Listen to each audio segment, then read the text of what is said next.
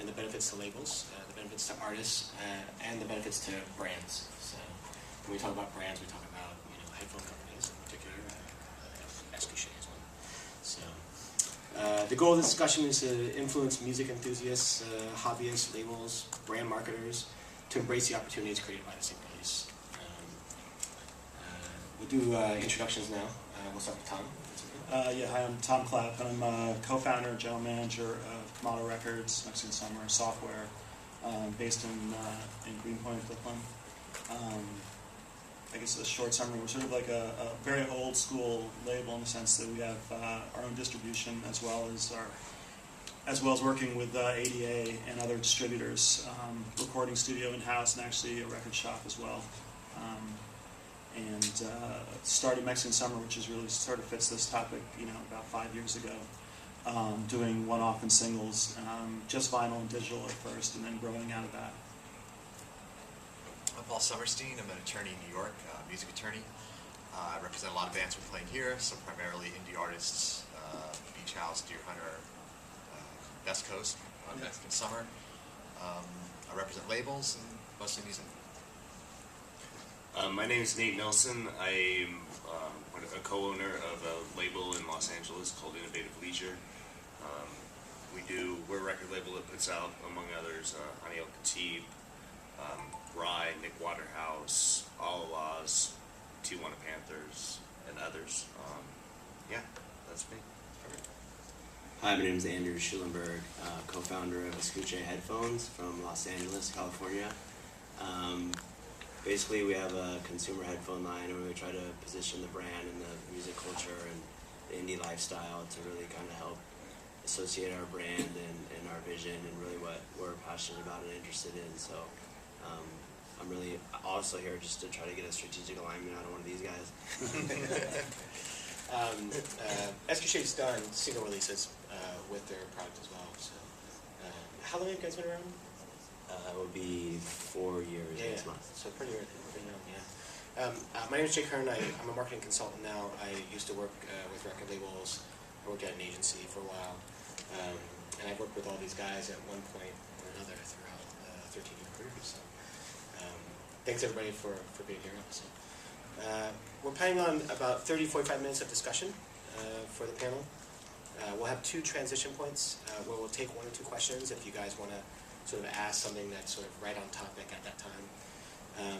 And then at the end of the discussion, we'll open up to a Q&A for as much time as we have left. Trying to plan on about 15 minutes. So if you guys have questions to ask anyone at the panel or myself, you'll have the chance. And then, of course, you can always jump on us afterwards.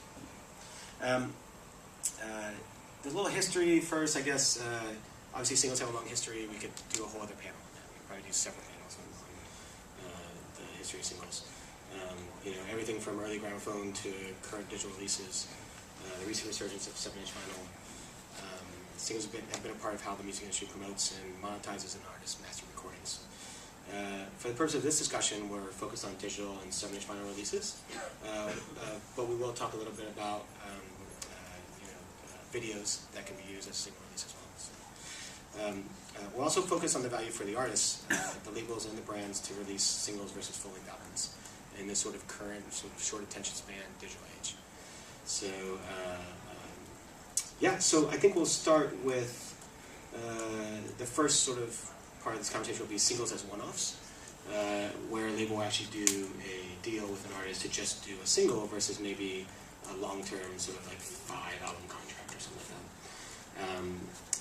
And I'd like Tom to maybe start, maybe talk a little bit about the Mexican Summer origins, and then the value for doing a single.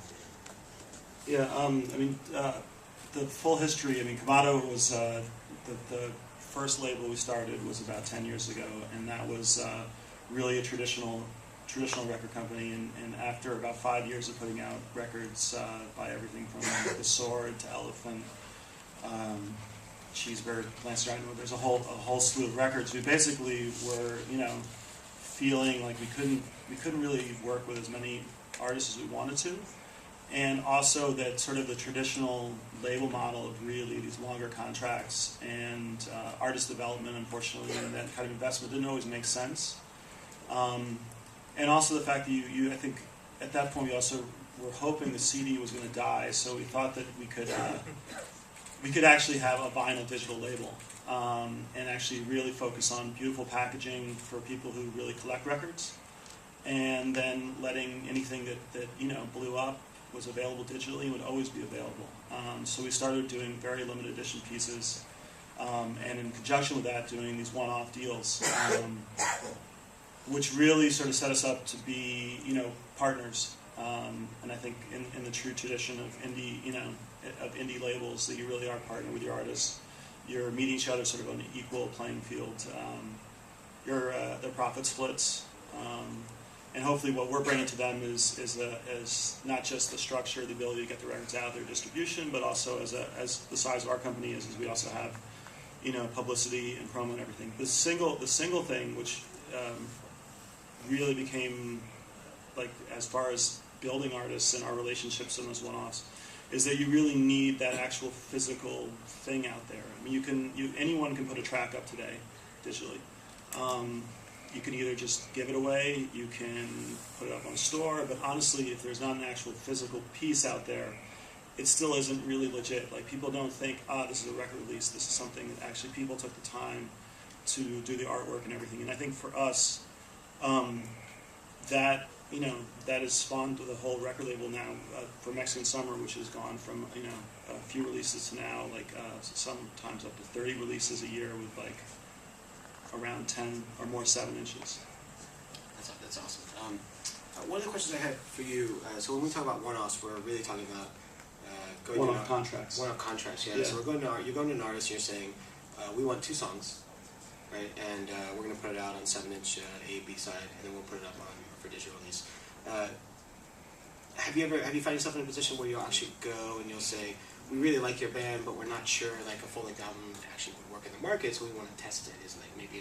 Is there some of that happens, or? I think that Or it's like an entryway to build a relationship. yeah, I think Paul's saying it right, because I think honestly, like, saying you're unsure of an artist that's really not a good way to start That would be a the relationship. internal. That's like showing up for a date and being like, well, I don't know if this is going to work out.